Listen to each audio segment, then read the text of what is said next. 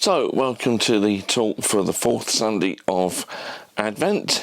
You'll see I've moved my chair around just slightly this week so that if you were bored of seeing the same old books behind me, you can try and identify one or two others this week. Last week when I trailed this week's talk, I said it would be about Mary, and I really should have thought a bit more before opening my big mouth, because it's the fourth Sunday of Advent. That's when we think about the Annunciation, the announcement of Jesus' forthcoming birth, and that normally involves Mary, but not this year in the lectionary when we're doing Matthew's Gospel, because that means we get the account of not Mary, but Joseph. So I'm reading Matthew 1, verses 18 to 25. This is how the birth of Jesus the Messiah came about. His mother Mary was pledged to be married to Joseph, but before they came together, she was found to be pregnant through the Holy Spirit.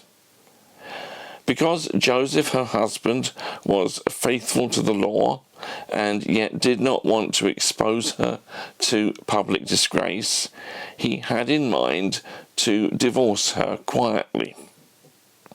But after he had considered this, an angel of the Lord appeared to him in a dream and said, "Joseph, son of David, do not be afraid to take Mary home as your wife, because what is conceived in her is from the Holy Spirit. She will give birth to a son, and you are to give him the name Jesus, because he will save his people from their sins." All this took place to fulfill what the Lord had said through the prophet. "The virgin will conceive and give birth to a son, and they will call him Emmanuel," which means God with us.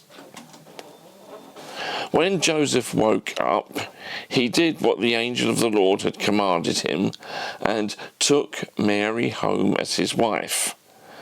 But he did not consummate their marriage until she gave birth to a son, and he gave him the name Jesus.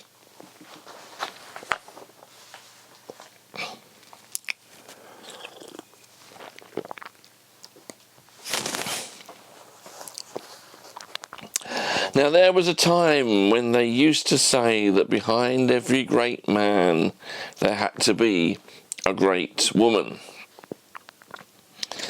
If you know your 1980s pop music, you might well recognise those words. They are the opening verse of "Sisters Are Doing It For Themselves" by the Eurythmics and Aretha Franklin. It's a glorious feminist anthem of female emancipation from simply being the supporters of men to being people who are out front making major contributions to society in their own right. The story of the Annunciation as related to Joseph reverses that patronising "behind every great man there is a great woman," which you will may recall as a slogan of times past. This is a story in which behind a great woman, Mary, is a great man, Joseph. And I want to show you this week how Joseph is not simply a great model for supporting Mary, but that the ways he does it are actually models for following Jesus. And I'm, surprise, going to share three with you. The first is that Joseph displays humility. Now, for all my years of being a Christian and reading the Bible and the Christmas stories, I had never noticed until this week what someone pointed out that is blindingly obvious about Joseph.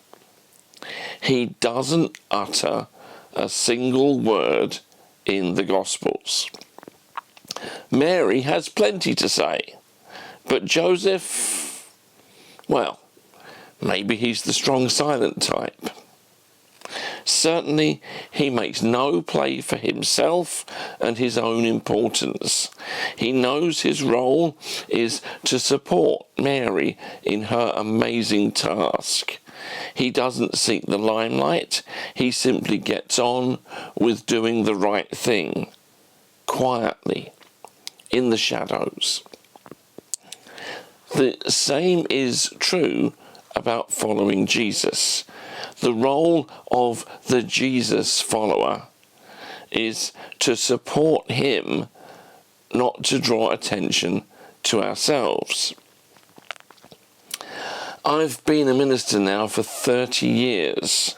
5 years into my ministry, I got the chance to be a seminar speaker at the biggest Christian conference that happens in the UK. It's called Spring Harvest. One of my minister friends wrote to me at the time and said, "You're getting into the evangelical big time now." Well, as you can probably tell, no, I didn't. If I'm honest, I think I would have enjoyed going on to speak at more conferences. I like that kind of thing. But it only ever happened once more at a now defunct event called Easter People. And then the opportunities dried up. But the important thing was to get on with proclaiming and supporting Jesus wherever God gave me the opportunity.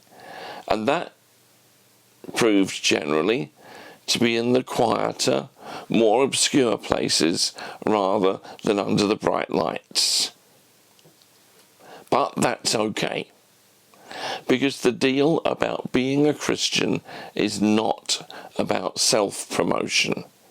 It's about promoting Jesus. So, do you ever get tempted to make a name for yourself? I tell you, it's an awful lot better making a name for Jesus, and that requires humility. Secondly, Joseph displays courage. Here we must remember what a different society Joseph and Mary were living in compared to ours. In our culture, we have learned recently that for the first time, the number of live births of babies outside marriage exceeded the number inside marriage.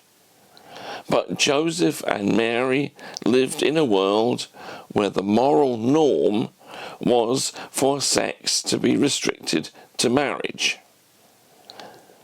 Therefore, for Joseph to discover that Mary, who is not yet quite married to him, but almost, is pregnant, is devastating.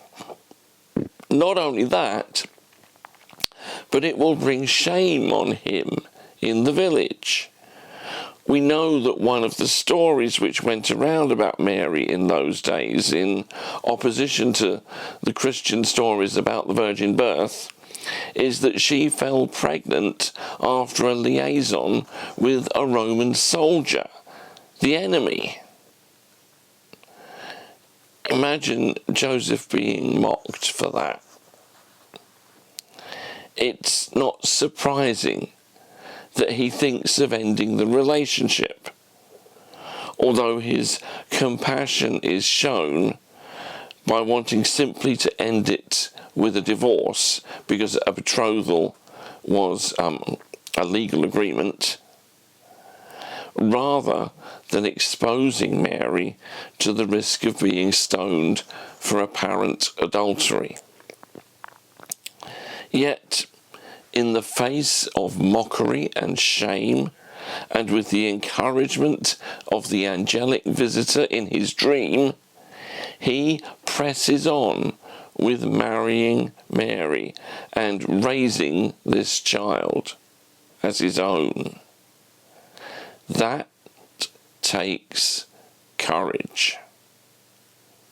And often it takes courage to do what God asks of us.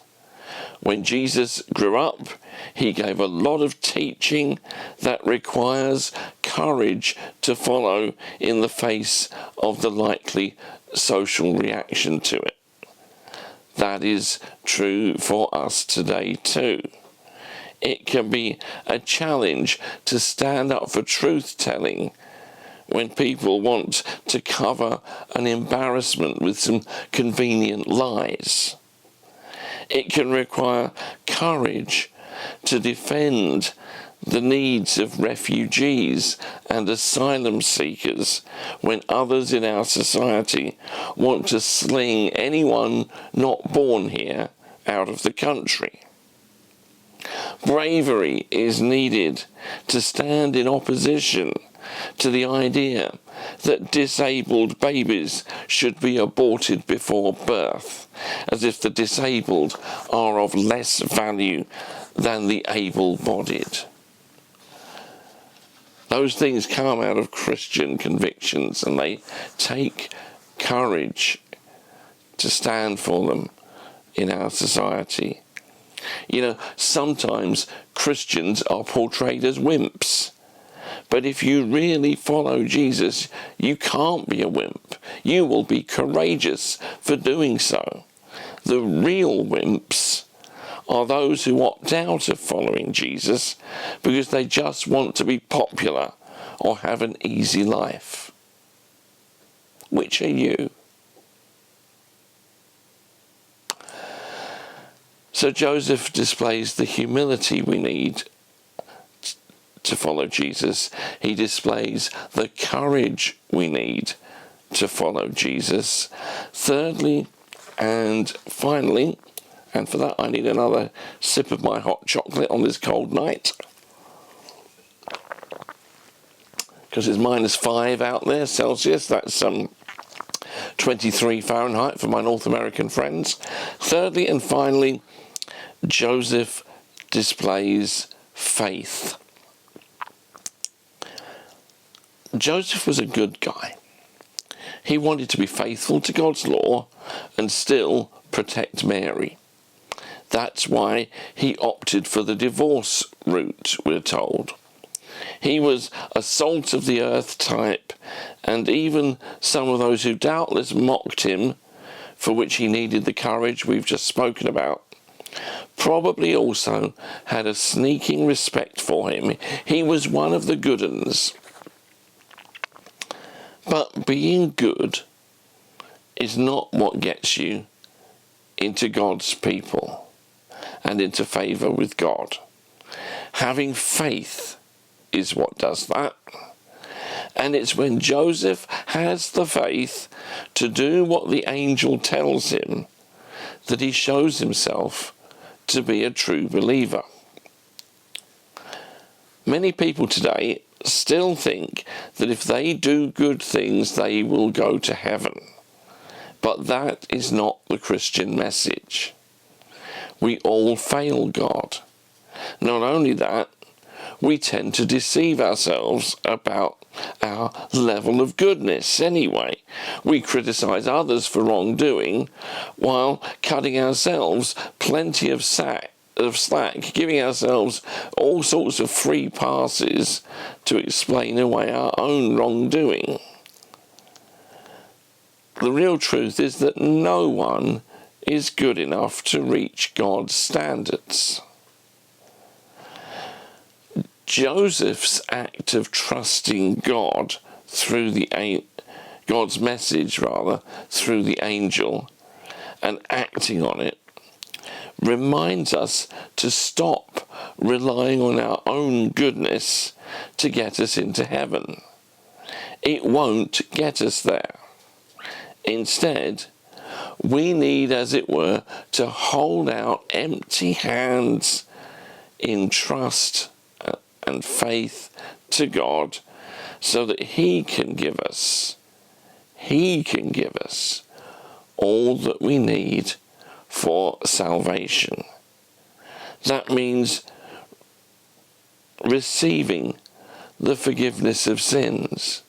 That means receiving the goodness of Jesus in the place of our far from perfectly good characters. That means receiving his Spirit to give us life, just as the same Spirit enabled life to begin in Mary's womb. This is the only way we can be good enough for heaven, to receive the goodness of Jesus by holding out the empty hands of faith. We have nothing to offer, only everything to receive by faith, by trusting God. So, where does all this leave each of us at this Christmas? Will we accept the humility to make our lives all about Jesus rather than all about ourselves? Will we take the necessary courage to follow Jesus even when that puts us at risk in our society? And will we stop trumpeting how good we are to rely instead by faith on the goodness of Jesus, qualifying us for heaven and for being part of God's family? How do we stack up at present? Which of us needs to take the example of Joseph to be a real Christian?